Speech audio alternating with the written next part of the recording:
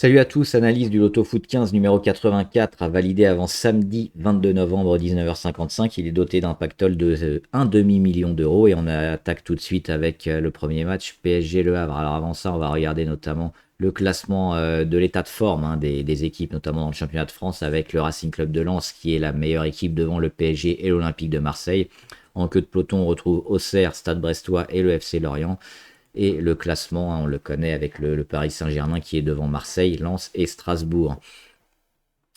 Paris donc contre Le Havre. Le Havre, on le voit 12e place seulement. Alors même avec la trêve internationale, où Paris a eu pas mal de joueurs qui ont joué un peu aux quatre coins du monde et qui ont été peut-être un peu fatigués, même avec l'équipe B, on sent que ça sera compliqué pour Le Havre, surtout au Parc des Princes. Donc on est largement favorable sur le Paris Saint-Germain qui n'a été accroché qu'une fois par le Havre, 3 partout, on le voit ici en 2024, mais sinon on a que de succès sur les dernières historiques. Donc plutôt favorable sur le Paris Saint-Germain, on va pas gâcher de croix sur ce match. Et on va passer directement à Lille-Paris FC pour voir que les Lillois ne vont pas très bien, hein. 3 défaites sur leurs 5 derniers matchs. Alors on a aussi la Coupe d'Europe qui n'a pas aidé. Euh, mais les Lillois sont quand même clairement en panne dernièrement. Alors ils sont toujours cinquième au championnat, ils reçoivent le Paris FC qui est 11e, le promu Paris FC avec un budget quand même assez important.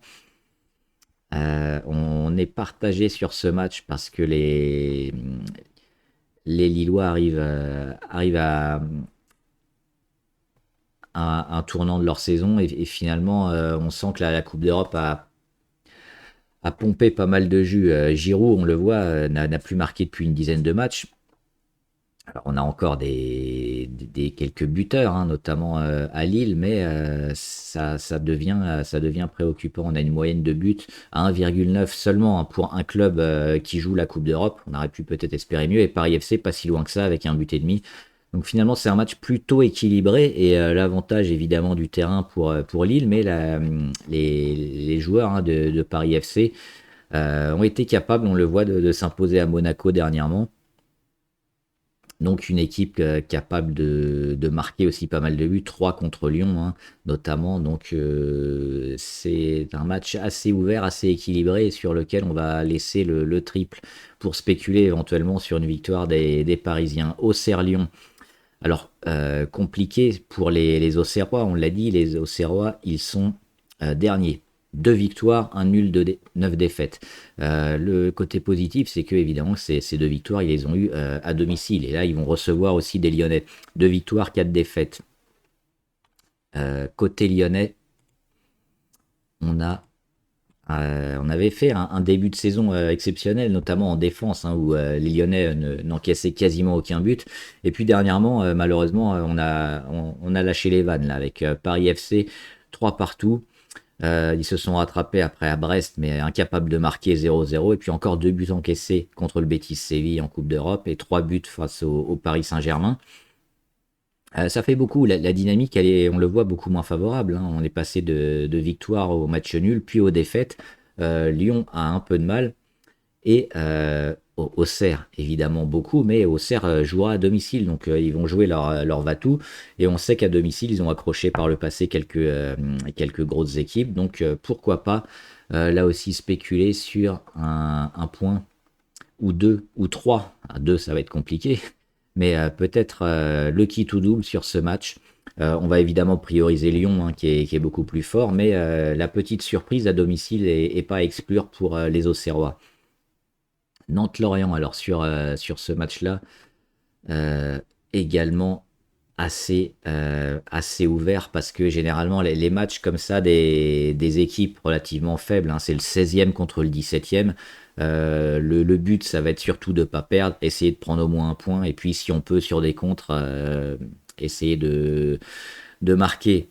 Généralement, c'est des matchs assez étriqués et ça peut basculer d'un côté comme de l'autre. Donc une victoire de Lorient serait pas forcément une surprise dans ce match-là. C'est 2 équipes moyennes, 2 équipes qui vont jouer leur survie. Et donc tous les résultats finalement sont possibles dans ce genre de match. Un petit point notamment sur les buts marqués, on le voit 0,9 pour Nantes seulement qui reçoit et 1,17 pour Lorient, un but, 0,17 par match. Donc ça peut très bien faire 1-0 d'un côté ou 1-0 de l'autre, ou un partout par exemple, ou même 0-0. Hein. C'est des matchs pas forcément très intéressants à voir et qui sont assez compliqués à parier. C'est pourquoi on va laisser ce triple sur Nantes-Lorient, Brest-Metz. Finalement, c'est un peu la même chose sur Brest-Metz parce qu'on a des équipes assez faibles. Brest qui a énormément perdu depuis leur épopée en Coupe d'Europe. Il y a quelques joueurs et quelques joueurs majeurs qui sont partis. Quant à Metz, habitués de l'ascenseur, hein. Les Messins, un coup en Ligue 1, un coup en Ligue 2, un coup en Ligue 1, un coup en Ligue 2. Brest, ils sont 15e, Metz, ils sont 14e, mais surtout la dynamique, elle s'est complètement inversée.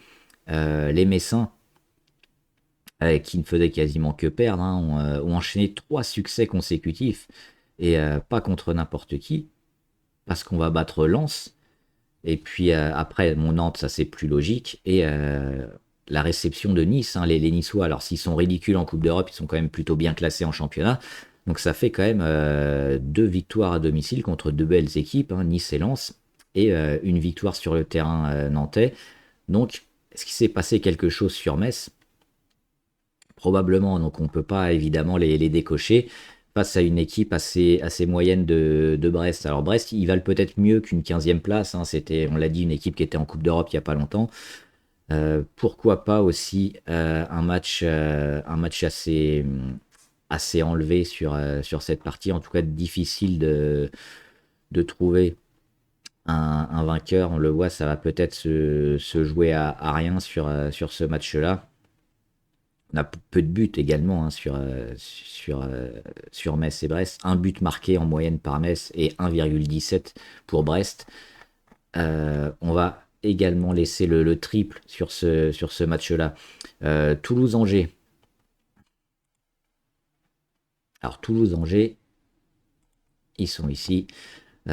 Toulouse qui était plutôt bien parti en championnat et qui a eu un petit coup de mou là dernièrement. Et côté Angers, bah, le départ de leur attaquant phare Esteban Le Paul, qui aujourd'hui brille à Rennes, a fait clairement beaucoup de mal, hein, à Angers.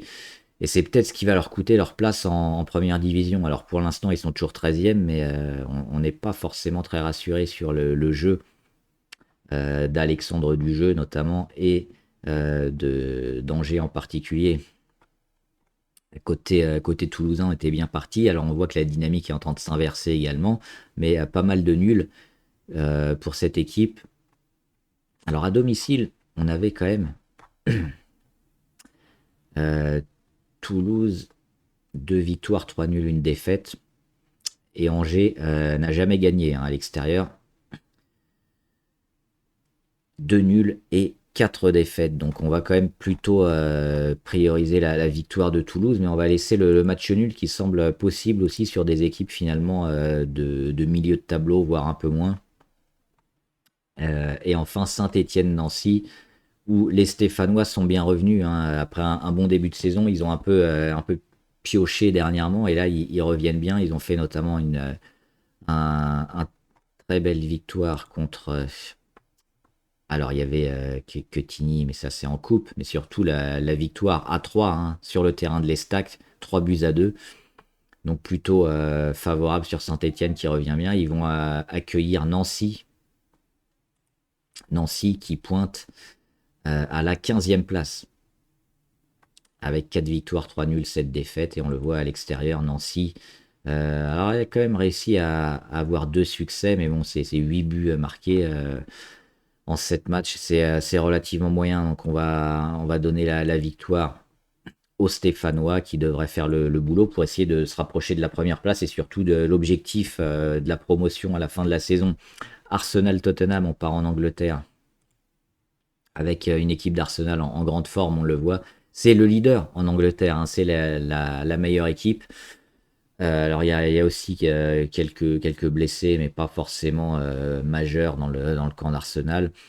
Toujours compliqué de se déplacer en Angleterre, donc pour Tottenham ce sera dur aussi. Alors il y a beaucoup de joueurs à Tottenham, presque 2 équipes qui pourraient jouer, mais finalement, alors 5e, c'est aussi une belle perf, mais le fait de se déplacer, hein, sur le terrain d'Arsenal, ce sera peut-être un peu trop compliqué. On voit la dynamique largement positive pour les leaders.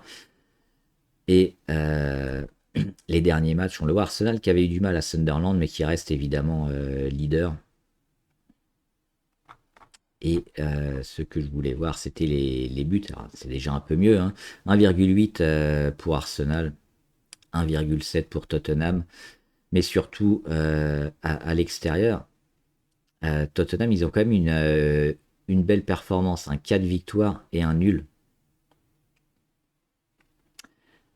Quand Arsenal a le même ratio, mais à domicile finalement. Donc on pourrait peut-être jouer Arsenal et Tottenham, mais on va prendre un peu plus de risques et on va surtout prioriser cette équipe d'Arsenal. Mais c'est vrai que le nul aussi sur ce match peut se jouer. Leeds Aston Villa, alors on l'a dit toujours difficile hein, de se déplacer en Angleterre. Le problème pour Leeds, c'est que c'est la 16e équipe sur 20. C'est une équipe qui est vraiment moyenne, on le voit. 4 défaites sur leurs 6 derniers matchs. Et à l'inverse, Aston Villa, on le voit, ils reviennent. Ils reviennent énormément. Ils ont complètement loupé leur début de saison. Et ils ont commencé à gagner. Et aujourd'hui, ils pointent déjà à la 6e place. Donc pas loin des places européennes. Après un début catastrophique. Hein. Après 4 et 5 journées, ils étaient relégables à Aston Villa. Il retrouve un peu d'allant. Alors, seulement un 18 buts marqués pour Aston Villa, hein, même pas un but pour Leeds, mais on l'a dit, la séquence, la dynamique est largement favorable pour Aston Villa qui a retrouvé du jeu. Il y aura aussi McGinn, hein, après l'exploit de l'Écosse, qui ira à la Coupe du Monde, devrait être dans l'équipe. Et côté Leeds, c'est quand même des joueurs, alors un peu, on les connaît aussi, mais sont nettement moins bons et moins taillés pour le combat en Angleterre. Donc on va plutôt aussi, là aussi, mettre une croix unique sur les joueurs d'Aston Villa. Inter Milan, Milan AC. Alors le derby, hein, évidemment, il n'y a personne qui reçoit, ça se jouera à San Siro, donc sur terrain neutre, c'est le terrain des deux équipes. Et on le voit, la dynamique. Alors la dynamique, elle est assez impressionnante sur l'Inter. On fait quasiment que gagner. L'Inter est leader hein, dans le championnat italien. Et Milan AC, alors Milan revient aussi bien depuis quelques temps. Ils sont troisième actuellement. Mais sur l'état de forme des 6 dernières journées, on a quand même 4 matchs nuls. Ça fait beaucoup. Et en Italie, on a aussi souvent pas mal de matchs nuls. Alors là, on a une particularité sur les dernières rencontres. On voit, ça a été à chaque fois soit des nuls, soit des victoires à l'extérieur. Mais on sait qu'il n'y a pas de match à domicile extérieur entre ces deux clubs. Hein. C'est évidemment, ils partagent le même stade et la même pelouse. Au niveau des attaquants, évidemment, on va faire confiance à Lautaro Martinez, mais pas seulement. On voit que Çalhanoğlu est plutôt bon aussi avec 5 buts. Le Milan AC a aussi pas mal de gros buteurs, hein, Pulisic notamment, Rafael Leao évidemment, et puis quelques autres. Euh, c'est deux grosses équipes qui sont encore en course pour le titre. Il y a quand même une grosse différence de buts marqués pour l'Inter, 2,3 contre 1,5 au Milan AC. Mais dans ces matchs-là, dans ces derbies, c'est toujours compliqué. Donc on ne peut pas omettre et enlever un match nul. On va quand même favoriser l'Inter de Milan et garder le nul. On oubliera la victoire du Milan AC, mais un nul est toujours possible dans ce genre de match. Naples-Atalanta, alors sur ce match-là, on retrouve le quatrième. Les Napolitains qui étaient champions il y a quelques saisons face à l'Atalanta. Alors malheureusement, l'Atalanta, c'est plus l'Atalanta de Gasperini. Hein. Il y a pas mal de joueurs qui sont partis, ça joue beaucoup moins bien. Il y a Lookman qui voulait partir en début de saison, qui est revenu et ça plombe aussi un peu le vestiaire. Donc il y a un grand joueur, un grand attaquant, mais pas forcément dans les meilleures dispositions. C'est compliqué actuellement pour l'Atalanta, on le voit. 3 nuls, une défaite, une victoire, une défaite. Donc sur les 6 derniers matchs, on a seulement une seule victoire, le 13e hein, au classement. Et on peut voir notamment le nombre de buts marqués, 1,18 pour l'Atalanta. Alors l'Atalanta de Gasperini, c'était pas du tout ça, c'était une équipe à marquer. une équipe à but. Là, ils sont vraiment décevants, donc on va là aussi favoriser Naples, qui en plus est à domicile, donc une croix unique sur le Napoli. Cremonese AS Rome, un match qui semble a priori assez déséquilibré pour la Cremonese, on le voit, avec en plus une dynamique relativement moyenne face aux Romains. 4 victoires, 2 défaites seulement. Ils sont deuxièmes, hein, l'AS Rome, ils ont quasiment égalité aussi avec les premiers. La Cremonese, plutôt bien, 11e, hein. Le but, ça va être le maintien cette année. Donc on se dit que l'AS Rome est quand même largement favorite, mais l'AS Rome, c'est quoi? C'est exactement le même nombre de buts que la Cremonese, 1,09 buts par match. L'AS Rome, c'est une équipe extrêmement défensive qui va prendre très peu de buts, mais qui va en marquer également très peu. Quand on sait qu'il y a aussi beaucoup de nuls en Italie, que ce match-là, il est en déplacement à la Cremonese, et surtout qu'on a des buteurs de l'AS Rome qui vont être absents, notamment Dubvik, je crois. Il doit pas être, il est blessé. Artem Dubvik doit être blessé, et Paolo Dybala également. Donc on a les deux gros buteurs. Alors on voit, hein, il reste quand même quelques joueurs capables de mettre des buts, mais ça va pas très haut. C'est quand même les deux joueurs majeurs qui sont là pour marquer des buts. Donc ce match-là, il s'annonce peut-être compliqué en termes de spectacle entre la Cremonese et l'AS Rome. Évidemment que l'AS Rome est favori, mais le nul est peut-être la première des croix à cocher. Donc on va décocher la Cremonese et on s'attendra éventuellement à un match nul sur ce match-là. Villarreal-Majorque. Villarreal-Majorque. Villarreal, ils sont troisième au classement, hein. Derrière, évidemment, les gros. Les grosses cylindres espagnoles comme le Real ou le Barça. Troisième place pour le sous-marin jaune, avec aussi une belle dynamique, hein, 4 victoires et 2 défaites seulement. C'est une équipe aussi qui reçoit dans ce match-là. Et à domicile, Villarreal, c'est 5 victoires, 1 nul, 0 défaite. 16 buts marqués, 3 encaissés. Donc c'est une place forte. Majorque, hein, malheureusement, en déplacement. Une victoire quand même, mais aucun nul et 5 défaites. Major qui pointe à la 15e place, qui prennent surtout leurs points contre les petites équipes. Donc là aussi, le match, c'est un gros favori pour Villarreal et on voit pas vraiment de points négatifs sur ce match. Donc il y a un match sec pour Villarreal. Retafe, Atlético Madrid. Un match aussi qui semble plutôt déséquilibré, avec l'Atlético Madrid qui pointe à la 4e position. La surprise, c'est Retafe, hein. Retafe, ils sont 8e, donc c'est pas vraiment une mauvaise équipe. Ils sont dans la première partie de tableau et eux aussi, ils sont capables de gagner pas mal de fois. On les voit 3 victoires sur leurs 6 derniers matchs. Et ils auront l'avantage de recevoir. Le problème, c'est que, alors là, on a un tout pile. Retafe, c'est 1 but par match. Atlético Madrid, 2 buts par match.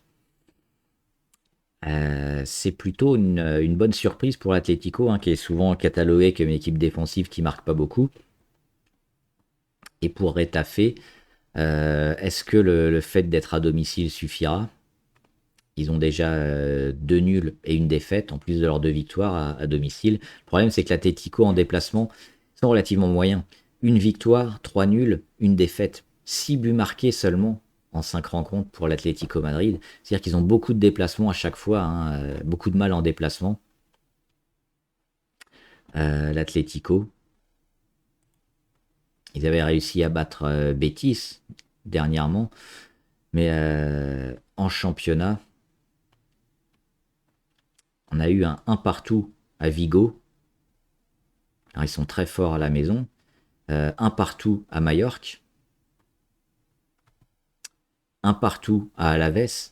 Donc on voit que dès qu'il faut se déplacer ailleurs, en Espagne c'est dur, et puis même en Coupe d'Europe, hein, il y a quelques défaites en déplacement. Donc finalement, un match plutôt équilibré, et Retafe, hein, qui est dans le haut du tableau, pourrait embêter l'Atlético Madrid. C'est pourquoi on va évidemment laisser le match nul, même si Madrid sera favori. Et enfin, Elche, Real Madrid, pardon. Le Real qui est leader, Alors, les 2 derniers matchs ont été moyens, mais c'était Liverpool en Coupe d'Europe et le Rayo Vallecano en déplacement. Alors 1-0-0, ils ont fait, ça y est, leur mauvais match en championnat et on attend la réaction. Alors au Real, ça joue pas très bien, mais il y a quand même Mbappé qui est en grande forme, qui tient un peu à lui seul. Donc si on a un Vinicius qui se réveille ou un Bellingham en forme, ça peut faire mal. En face, Elche, c'est pas une grande équipe. Alors elle a un bon bilan, 3 victoires, 3 nuls à domicile, mais il n'y a pas eu de gros qui sont venus sur le terrain d'Elche pour le moment. Ça sera sa première grosse confrontation à domicile. Et ce sera compliqué quand même pour cette équipe, hein, qui va rencontrer le Real à 2 buts 17, on le voit par match. 1-0-8 pour Elche, donc a priori, il ne devrait pas avoir de surprise dans ce match-là. Et on va mettre le Real Madrid. Donc ça nous fait, on le voit, une grille avec 5 doubles et 3 triples. Et avec notamment les outils, hein, les outils que vous connaissez certainement pour réduire, ça fera un peu moins cher. Parce que si on la joue en garantie N, hein, 3,5, ça fait 864 euros, c'est un peu cher. Donc avec la chaîne, on va la jouer en N-1 à 92 euros.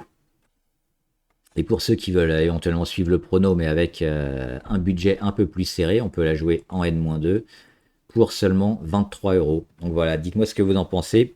Et bon prono!